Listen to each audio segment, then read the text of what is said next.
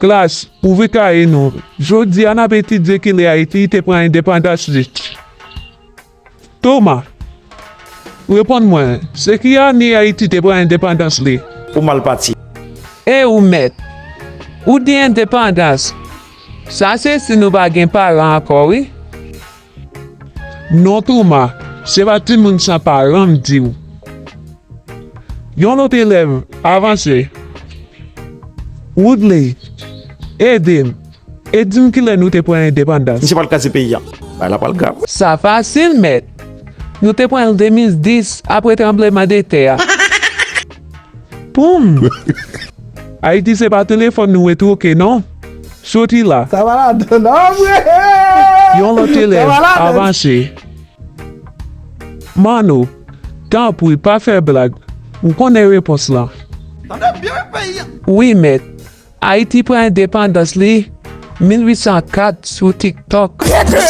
Mano, ou em depresyon sou mwen? Elèv ki santi li pou li kapab repon kèsyon avanse. Zulu, tan pou, pa panse ay manje. Repon kèsyon nan. Eskize met, men nou gen tire pou nou manje ti pen ak la boui? Zulu soti loin. Mayen za fè la boui an an histwa. Yon lot elèv avanse. Polo, ou se se l'espoir klas la? Ki le Haïti te pren indépendance li? Haïti te pren indépendance li 1er janvier 1804 met la. 1er janvier 1804. De mat de premier élève mwen ki repon kèsyon sa. Premier élève. Bravo Polo, rete kon sa. Rete jan wè ya. Pa chanje, pa fè blag. Ok, nou passe nou rot sije.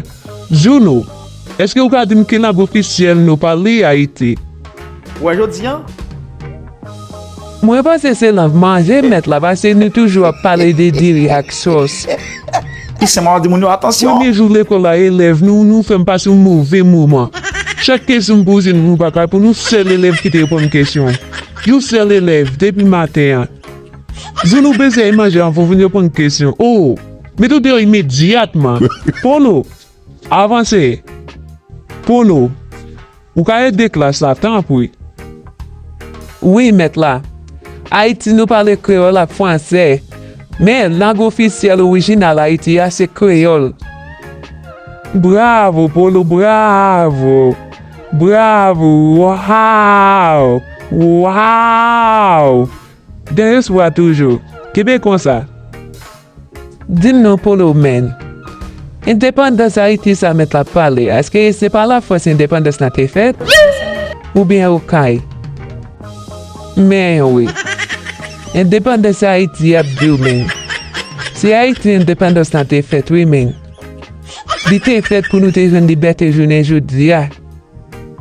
Wazamdou la, ou te fet pou nou te jwenn liberté jounen joudi ya, di te fet Haïti. Wawante di apalo de batay de vete men. 1804 men, 1803. Ou pa kontande ou tou? Ouais, je dis, hein? Sami? Kon ya ap di nou indépendance wap kape wap di we men. Wap kape wap di we men. Bon nou indépendance nou va kabay tet nou manje. Ou pas, ou Vat nou se la kay vwazyan li re yi li ye men. Vwazyan ban nou sa yi bezwen sa yi vle men. Ebe nou indépendance men. Koman indépendance se men? Na pas indépendance nan betiz? Mano men, dat denen ka fè desisyon pou indépendance devan men. Ne yu ba menm kon sa ki indépendance lan non men. Tout on gen mama ou gen papa men. Ou pa indépendant non men. Pou pou kwa jamen indépendant, mon se yo menm kap bo ou. Tous les denen yo na fè nou amen. Tous les denen yo na fè nou amen. Sa fèm di yo na fè nou amen. Bon, yo indépendant men. Haïti indépendant bi tout jounen. E nou men kap mache kay moun bro, nou pa jem kari moun vin na kay nou men.